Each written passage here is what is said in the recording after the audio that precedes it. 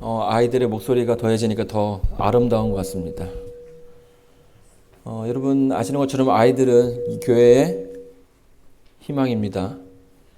여러분들 집에 맛있는 거 있으시면 혼자만 드시지 마시고 이렇게 가져오셔가지고 아이들도 이렇게 나눠주시고 또 용돈도 주시고 하면서 잘 또 키워주시기 바랍니다. 오늘 주제는 기다림 속에 자라나는 신앙이라는 제목으로 말씀을 좀 나누고자 합니다. 네. 마트에 가면 나오나요? 예. 이 마트에 가면 우는 아이들이 있습니다. 왜 울까요? 밥 달라고요? 뭘 사달라고? 그러니까 대부분 이제 무언가 자기가 원하는 것이 딱 눈에 들어오면 그거를 얻기 위해서 아이는 이제 노력을 하는데 그 대부분의 노력들은 이제 뭐 다른 노력들을 할 수 없으니까 울죠. 그러면 이제 그때부터는 이제 실랭이가 시작됩니다. 부모의 어떤 의지와 아이의 의지, 누가 더 센가? 아이들이 이제 우는 이유는 간단합니다. 잠시만요.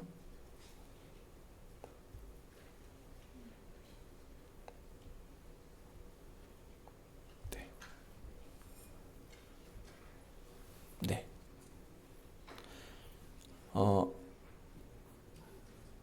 됐는데, 예. 아이들이 우는 이유는 간단합니다. 왜냐하면 그 울음을 통해서 자기가 원하는 것을 뭐 할 수 있습니까? 가져갈 수 있는 거죠.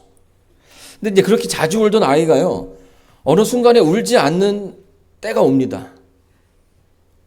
그때는 언제일까요?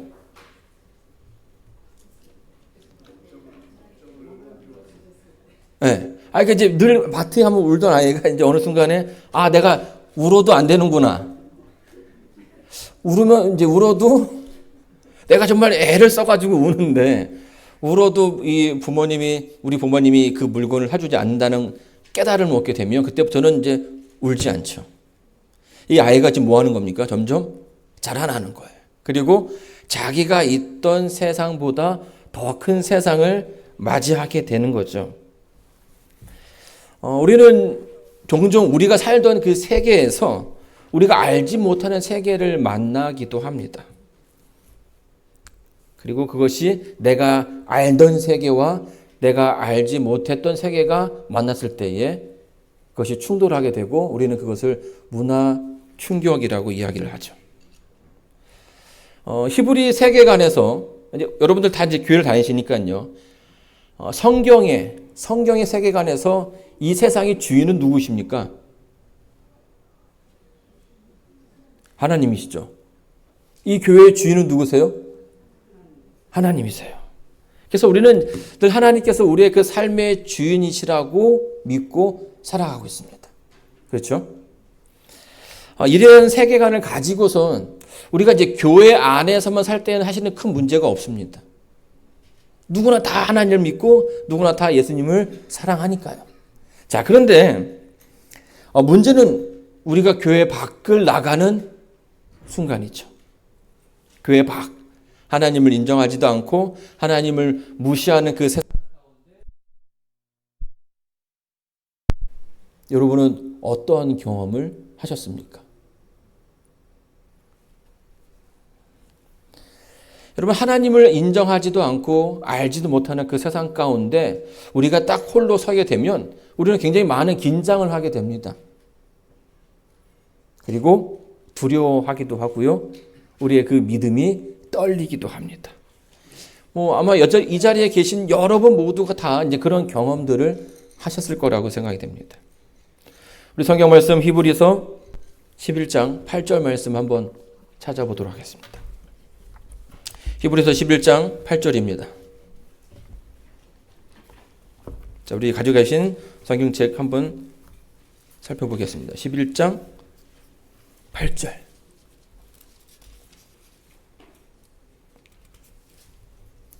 우리 히브리서 11장 8절 말씀을 우리 최윤영 지사님께서 한번 읽어주시겠습니까?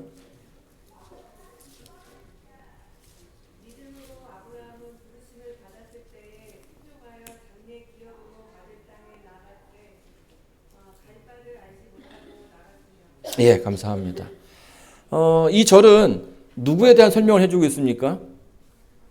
아브라함이죠, 아브라함.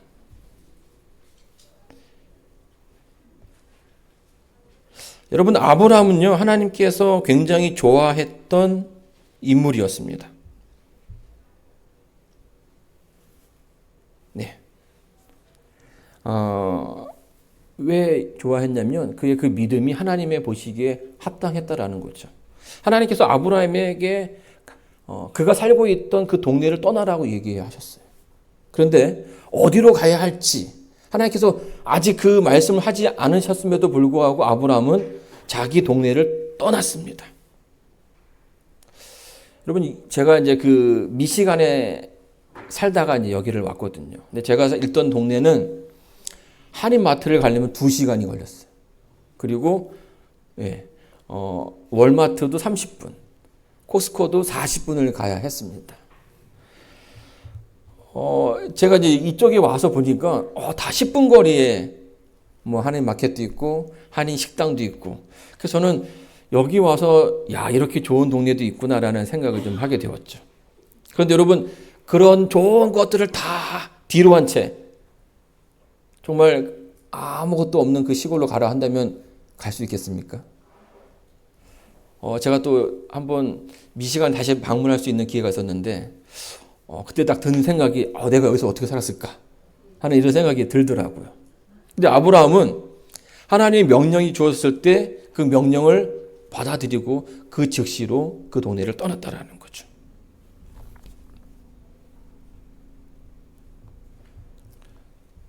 네. 잠시만요. 이게 제가 계속 꺼지네요. 그죠? 다시 한번 해보겠습니다. 네. 원래 여기에 딱 그 기자의 피라미드 사진이 나와야 되는데요. 여러분 혹시 그 피라미드를 보신 적 있습니까? 혹시 성서 여행, 뭐 이제 성지순례 가신 분들 계십니까? 네. 저만 갔다 왔나요? 네. 제가 제가 한국에 있을 때 합회에서 그 성지순례를 이제 보내줬는데요. 이집트를 가게 됐습니다. 근데 거기에 보면 기자 지역에 그 피라미드가 아주 웅장하게 서 있어요. 그 제가 지금 봐도 야, 이거를 어떻게 만들었을까 할 정도로 굉장히 큰 웅장한 그런 건물입니다. 여러분, 이 기자의 그 피라미드가 언제 만들어졌을까요? 한번 생각해 보시기 바랍니다. 얼마 전에 만들어졌을까요? BC 2500년 전. 그러니까 지금으로 또 하면은 한 4500년 전에 만들어진 거죠. 자, 그러면 아브라함은 어느 시대의 인물이었을까요? 피라미드가 지어지기 전이었을까요? 그 후였을까요? 네. 많은 분들이 사실 이 부분에 대해서 좀 혼란스러워 하는데요. 아브라함은 피라미드가 지어진 후의 사람입니다. 그래서 BC 2100년경의 인물이었다라는 거죠. 그 말은 성경에 보게 되면 아브라함이 이집트로 가는 일이 있었어요. 그때에 뭘 봤다는 거예요? 그 피라미드를 볼 수밖에 없었던 거죠. 지금 4500년이 지난 지금도 제가 그걸 보면서 야, 이게 어떻게 만들어졌을까라고 넣을 텐데 그 시대의 아브라함은 그걸 보면서 뭘 느꼈을까요? 야, 이거 어떻게 만들었을까? 정말 이거를 만든 바로는 굉장하다라는 생각을 했을 거예요. 그리고 이 아브라함이 그 앞에 서게 됩니다. 그렇죠? 거대한 그 신전 앞에 서 있는 바로를 보면서 자기 와이프를 좀 소개해야 되는데 어땠을까요? 여러분, 그렇게 믿음의 장부였던 아브라함도 그 순간에 자기의 믿음을 지키는 데 실패하게 됩니다. 성경 말씀 창세기 12장 8절에 보게 되면 이렇게 얘기합니다. 바로가 아브라함을 불러서 이르되 내가 어찌하여 나를 이렇게 대접하였느냐? 내가 어찌하여 그를 내 아내라고 내게 구하지 아니하였느냐. 아브라함이 두려웠어요. 그동안은 제가 하나님을 믿는 사람으로서 그 믿음을 잘 활용하며 살아왔는데 그 피라미드를 만들었다고 하는 그 바로 앞에 서다 보니까 자기 믿음이 위축이 되는 겁니다. 이 사람은 정말 그 신들의 하나처럼 그 눈앞에 보였던 거죠. 그래서 자기 아내를 아내라고 소개하면 그 권력 있는 사람이 자기를 죽이고 아내를 취할까 봐 두려워 떨었던 겁니다. 그래서 뭐라고 소개하는 거예요? 이 사람은 내 누이다 라고 소개했던 거죠. 여러분은 어떻게 신앙생활을 하고 계십니까? 하나님과 함께 살아가십니까? 아니면 하나님을 인정하지 않는 세상 가운데서 살아가십니까? 우리가 종종 아이들에게 이런 말을 할 때가 있죠. 야, 너 그렇게 착하게 살았어. 어떻게 이 세상을 살아갈 수 있겠니? 우리는 아이들한테 그런 얘기를 할 수 있어요. 너처럼 착하게만 살아가서는 안 된다라는 거죠. 여러분, 이 말에도요, 두 세계가 충돌하는 것을 발견할 수 있습니다. 한 세계는 어떤 세계입니까? 하나님을 인정하고 하나님 말씀대로 살아가고자 하는 그 세계이고요. 또 다른 세계는 아무도 하나님을 인정하지 않는, 그래서 하나님께서 지시하시고 명령하시는 모든 것들을 부인하는 그런 세계가 있다라는 거죠. 그래서 어쩌면 우리보다 먼저 신앙생활을 했던 사람들이 그 나름대로 열심히 믿음을 지키기 위해서 노력했지만 뭐였다라는 거예요. 그것이 그렇게 쉽지 않았다라는 이야기를 하는 것입니다. 자, 그래서 사람들은요, 이 두 세계가 만날 때에 그들의 그 믿음이 흔들리고 그 신앙이 무너질 때에 새로운 결심을 하게 됩니다. 세상 그들이 갖고 있는 그들이 직면한 두 세계를 공유하기로 결심하는 거죠. 자, 어떻게 이 두 세계를 공유할 수 있습니까? 간단합니다. 하나는 교회 안에서는 교인으로 살고 밖에 나가서는 밖에 사람들처럼 살아간다라는 거예요. 우리 성경 말씀 출애굽기 5장 1절 말씀 한번 보도록 하겠습니다.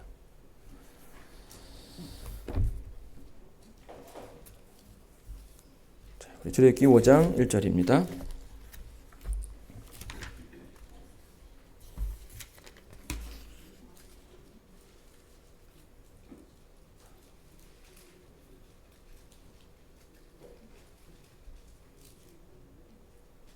우리 5장 1절을 우리 김성우 장로님께서 한번 읽어주시겠습니까? 후에 모세와 아론이 바로에게 가서 이르되 이스라엘의 하나님 여호와께서 이렇게 말씀하시기를 내 백성을 보내라. 그러면 그들이 광야에서 내 앞에 절기를 지킬 것이니라 하셨나이다. 네, 감사합니다. 이제 아브라함의 후손인 모세가 다시금 그 바로 그 아브라함이 쓰러졌던 실패했던 그 위치에 서게 됩니다. 그리고 그 앞에서 자신의 신앙, 내가 믿는 하나님에 대해서 소개를 하죠. 하나님께서 나에게 명령하셨으니 이 이스라엘 백성들로 하여금 뭐하게요? 가나안에 가게끔, 저 광야에 가서 하나님께 예배할 수 있게끔 해달라고 이야기를 합니다. 여러분, 그 결과가 어떻습니까? 뭐 다 아시는 것처럼 바로가 그 말을 듣지 않죠. 제가 처음에 이제 침례를 받게 되었을 때에 굉장히 기뻤습니다. 그 침례 공부할 때 배웠던 바로는 침례를 받게 되면 하나님이 누가 된다고 얘기합니까? 우리 하나님이 내 아버지가 된다라고 얘기하는 거죠. 제가 너무 기뻤어요. 하나님은 이 지구도 만들고 이 우주도 만드신 분인데 그렇게 능력이 많으신 분이 내 아버지가 된다면 앞으로 내 인생은 폈다.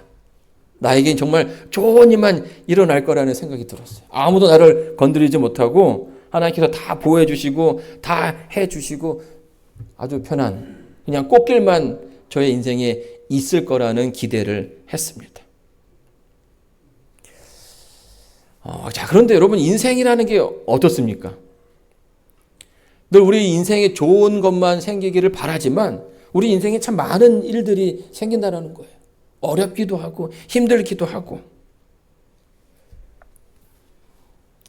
이 바로와 또 그 이스라엘 백성들이 하나님께서 그들과 함께 한다는 그 약속을 받았을 때에 그 가졌던 기대감은 굉장히 컸을 겁니다.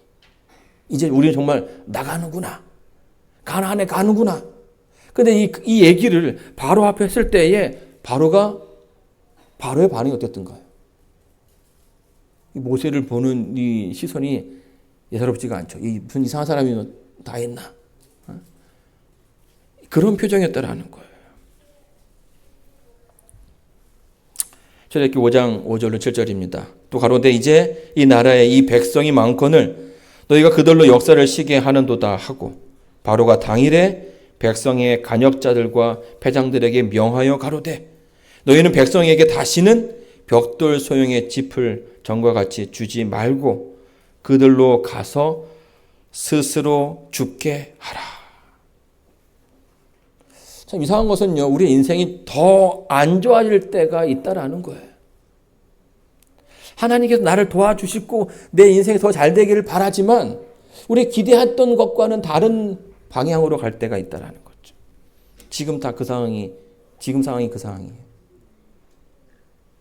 원래대로면 바로가 가십시오 이렇게 환영해야 되는데 오히려 바로가 화가 났습니다. 그래서 상황이 더 악화되어서 더 혹독한 이 이스라엘 백성이 지금 살만하니까 이런 얘기를 한다라는 생각이 드는 거죠. 그래서 어떻게 합니까? 더 힘들게 그 전에는 그들에게 주어진 그 업무는 뭐였냐면 벽돌만 만들면 되는 거였어요. 벽돌만. 그죠? 근데 이 바로가 이제 이 사람들이 좀 꾀가 나는구나 해가지고 그 벽돌 안에 지금이야 벽돌이 잘 만들어 나오지만 그 당시에는 진흙에다가 지푸라기를 넣어서 만들었습니다. 근데 지푸라기를 다 구해줬거든요. 근데 바로가 이제 안 되겠어요. 지푸라기도 니네가 구해라. 그러나 너희들이 만든 벽돌의 개수는 똑같다라는 거죠. 상황이 더 뭐해진 거예요? 어려워진 거죠. 힘들어진 거예요. 그래서 예전에는 저녁 시간에 좀 쉴 수 있는 시간이 있었는데 이제는 그 쉴 수 있는 시간마저도 주어지지 않은 거예요. 그런 가운데 이스라엘 백성들이 어떻게 했을까요? 모세를 원망하기 시작했습니다. 그렇죠?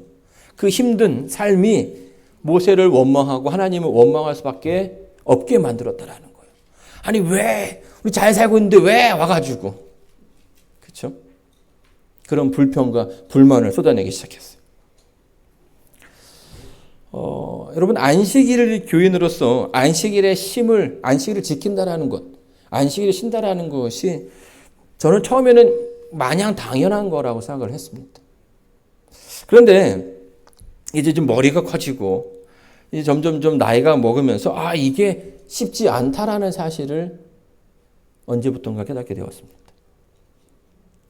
모두가 쉽게 안식을 지키는 것처럼 보이지만 그들의 그 삶을 보게 되면 모두 다 고군분투하는 그런 모습들이 있다라는 거죠. 저는 이런 경험을 이제 군대 가서 처음 하게 되었어요. 근데 그동안은 제가 이제 학교, 3년 학교를 나오고 또 신학을 공부하면서 사실은 전혀 안식일을 지키는 것에 대해서 부담을 느낀 적이 한 번도 없었습니다. 그냥 당연히 앞으로도 저희 목사가 될 사람이니까 당연히 안식일을 지켜야 하는 것이 마땅하다고 생각했던 거죠. 그런데 군대에 갔는데 전혀 다른 세계인 거예요. 하나님이 누군지도 모르고 예수님이 어떤 사람인지도 모르고 왜 한 주일에 일주일에 하루를 쉬어야 하는지 그들이 도무지 이해하지 못하는 겁니다. 그래서 엄청 고생을 했어요. 그래서 그런 가운데 이게 안식일을 지킨다라는 것이 쉽지 않구나라는 것을 얻게 되었고, 내가 그동안 살아왔던 그 세계 말고도 또 다른 세계가 있다는 사실을 발견하게 되었습니다. 여러분, 오늘날 우리의 그 젊은 청년들이 경험하는 것도 똑같다라는 거예요. 그들이 대학을 가고 대학을 졸업하고 직장을 잡고 또 그 사회생활을 하면서도 그동안 그들이 배워왔던 신앙을 하기를 노력하지만 그들 앞에 그 놓여진 그 세계가 그들의 기대보다 더 큰 세상으로 비춰줄 수 있다는 거죠. 그리고 그 가운데 그 신앙이 흔들리고 어려움을 느끼게 된다는 거예요. 그래서 어떤 이들은 신앙을 떠나서 세상에 살 길을 찾아 나서기도 하죠. 그 이유는 간단합니다. 왜냐하면 내가 그동안 믿어왔던 하나님의 모습이 그 순간만큼은 그렇게 크게 보이지 않았다라는 거예요. 그리고 그러한 방황이 시작이 되는 거죠. 여러분, 이 두 세계가 충돌할 때에 아브라함이 했던 실수가 바로 그것입니다. 하나님을 의지하지 못하고 하나님을 붙잡지 못했던 것이고, 이것이 이스라엘 백성의 실수였고 또 오늘 우리의 그 삶 속에서 종종 드러나는 그런 실수라는 거죠. 여러분, 모세가요, 이스라엘 백성 가운데 등장했을 때, 나타났을 때, 이 모세가 이스라엘 백성은요, 굉장히 기대를 합니다. 이제 우리의 인생의 고생은 끝났다. 정말 우리는 정말 가나안에 가나보다. 그런데 이 바로가 그렇게 쉽게 그 하나님의 그 명령을 따르지 않는 모습을 보면서 하나님의 능력이 부족한 것은 아닌지, 모세가 정말 실수한 것은 아닌지 하는 그런 생각을 하게 되었습니다. 그래서 이 모세를 만나서 얻게 되었던 그 열광과 그 기대감은 한순간에 절망과 불평으로 바뀌게 되었고요. 이제는 그들의 그 신앙조차도 흔들리는 경험을 하게 됐죠. 그 이유가 뭡니까? 그 신앙이 흔들리던 이유가 뭐예요? 그 앞에 변하지 않던 왕이 서 있기 때문이에요. 아브라함 앞에 섰던 바로, 모세와 이스라엘 백성 앞에 섰던 그 바로의 모습이 그들로 하여금 위축되게, 그들로 하여금 흔들리게 만들었던 것입니다. 자, 여러분은 이미 그 출애굽기서를 여러 번 읽어보셨죠? 이 이야기의 결과가 어떻게 끝나는지 다 알고 계십니다. 여러분, 이스라엘 백성이 애굽의 노예로 영원토록 살았습니까? 그렇지 않죠. 하나님께서 이스라엘 백성들을 구원하시지 않으셨습니까? 그렇지 않아요. 이미 우리는 그 결과를 다 알고 있습니다. 그들은 출애굽을 했고요. 노예 생활에서 벗어나서 하나님의 백성으로 믿음의 민족으로 성장하게 되었습니다.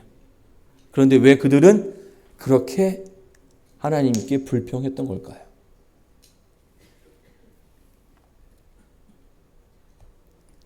다시 한번 해보겠습니다.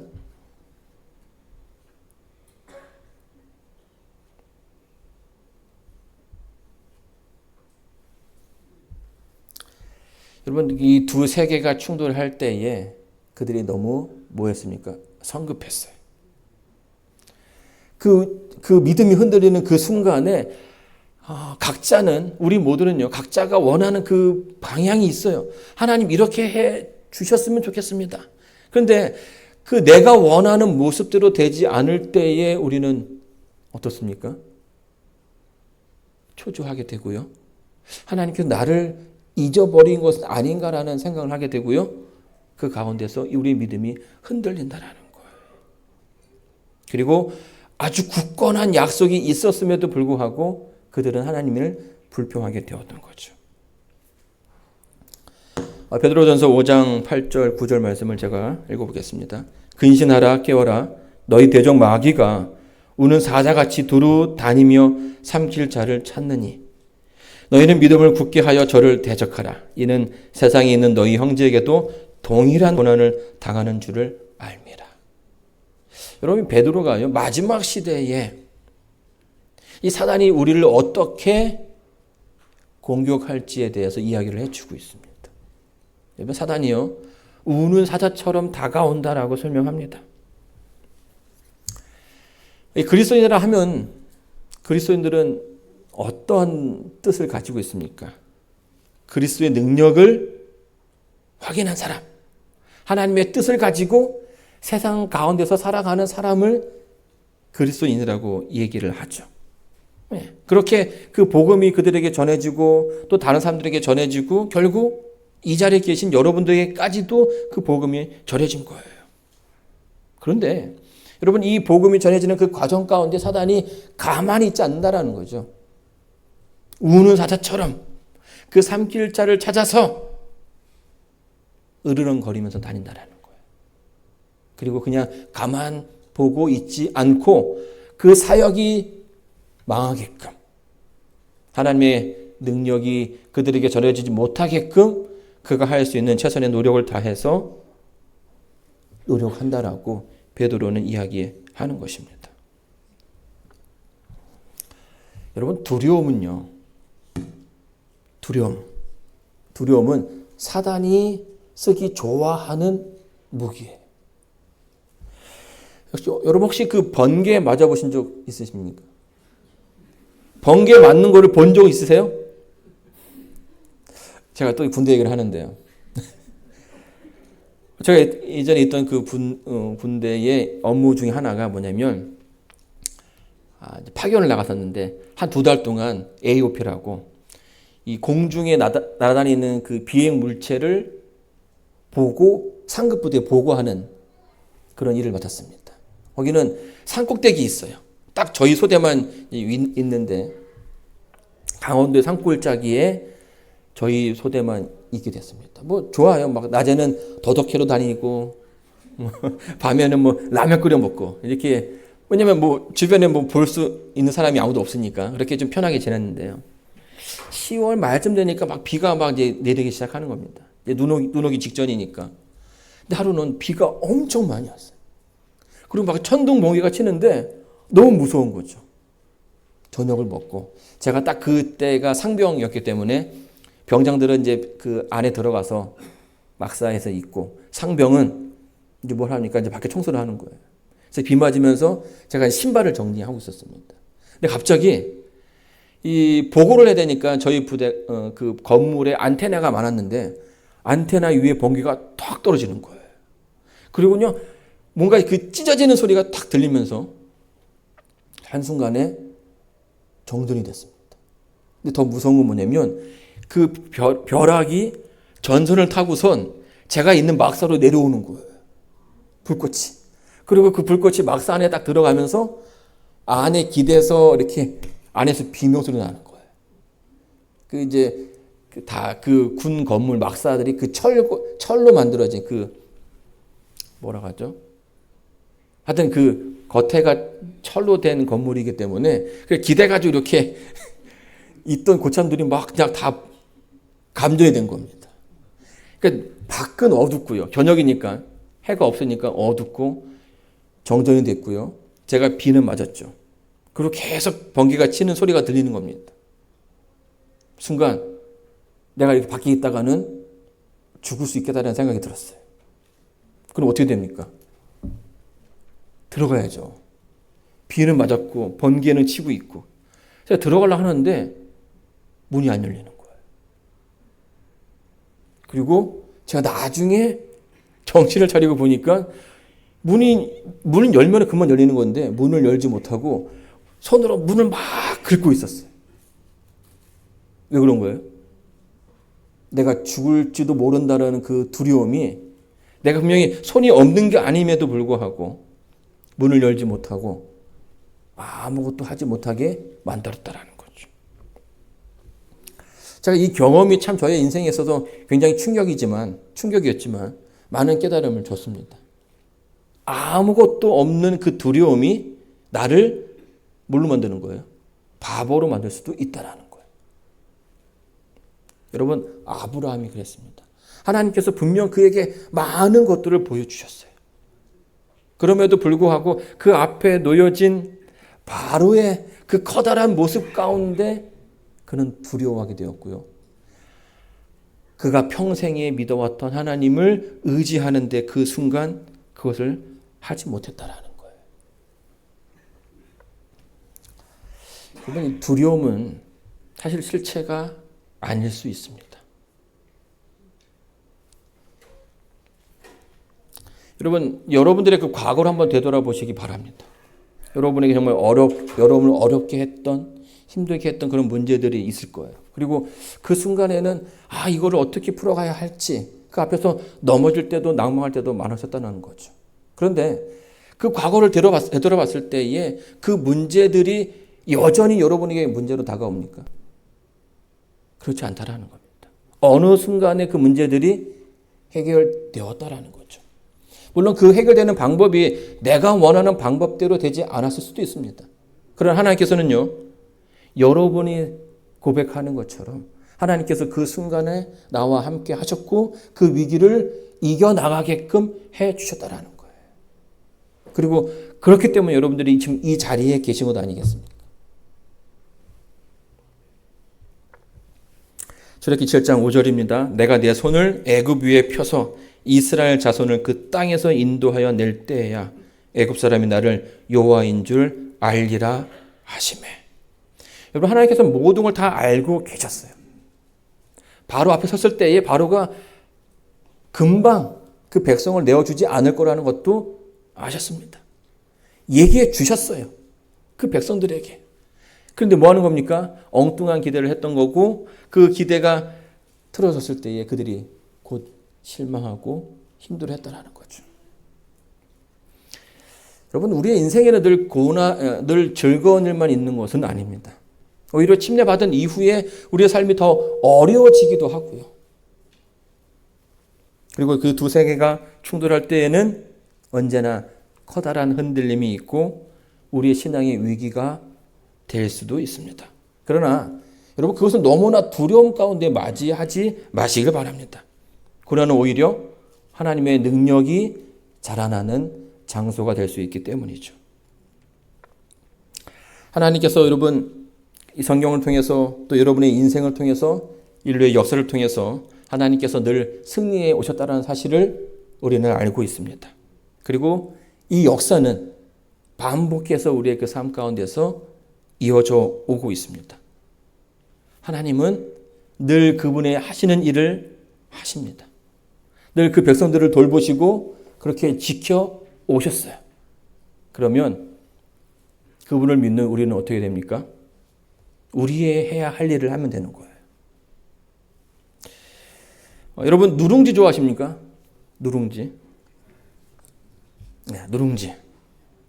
이 밥을 하고 나서 보면은 그 바닥에 이렇게 잘 붙지 않습니까? 누룽지가 굉장히 맛있는데요.